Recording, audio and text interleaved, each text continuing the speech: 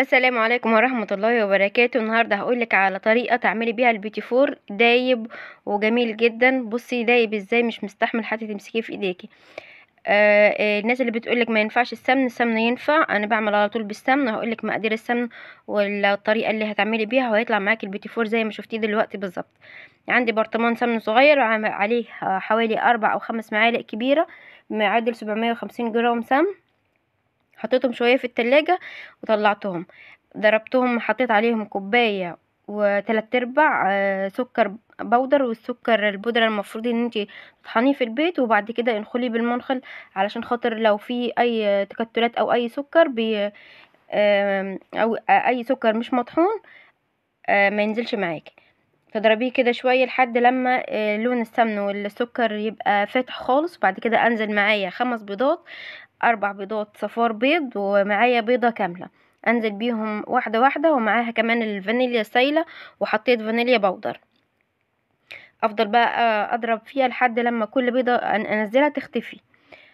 بعد كده اضربها شوية تاني لحد لما الاقي الخليط بتاعي بقى كريمي وكميته زادت.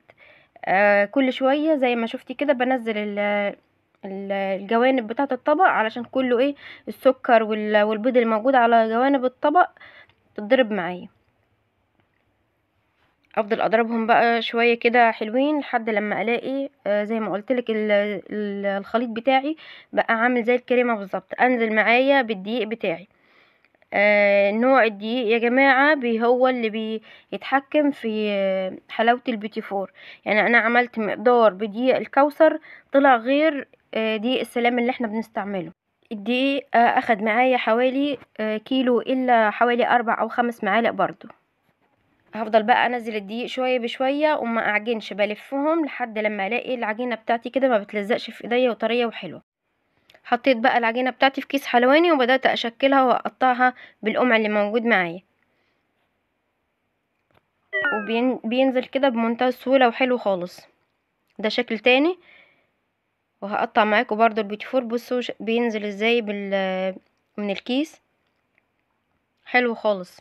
انا حتى الكيس ده اصلا يعني استعملته كذا مرة قبل كده، وتحس ان هو مخروم من الجنب. وبرضو عادي، بص العجينة بتنزل منه عادي بمنتهى السهولة.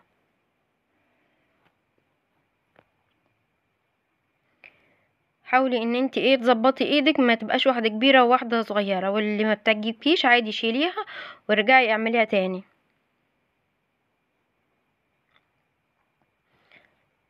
قطعت العجينة بتاعتي كلها مرة واحدة. كنت مسخنة الفرن بتاعي على درجة حرارة 160.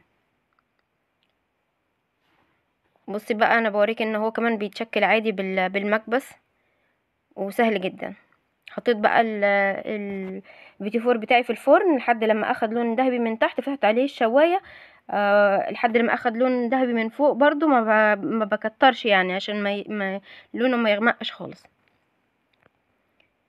ده جزء كنت اخدت جزء من العجينه حطيت عليه يا دوب معلقه واحده بس كاكاو، علشان خاطر ان انا اغير اللون بتاعه. ما بحبش الكاكاو يبقى كتير فيه. شفتي كان دايب ازاي في ايدي. دلوقتي بقى وقت التلزيق والتشكيل بتاع البيتي فور. عندي شوكولاته سايحه، آه، شوكولاته غامقه وشوكولاته بيضه، وعندي شويه مكسرات، وعندي فورماسيل.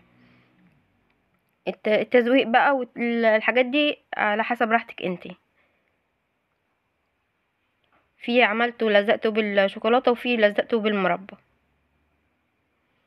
هكمل بقى الكميه بتاعتي مع نفسي كده اهو، وبعد كده هوريكي الشكل النهائي هيبقى عامل ازاي. التفاعل يا جماعه، التفاعل ضعيف خالص. الفيديوهين الاخرانيين ما عجبكمش ولا ايه؟ اللايك يا جماعة هو اللي بيرفع الفيديو، وتعليقاتكم الحلوة هي اللي بتشجعني عشان خاطر ان انا استمر. لو عجبك الفيديو متنسونيش في اللايك والشير وسبسكرايب.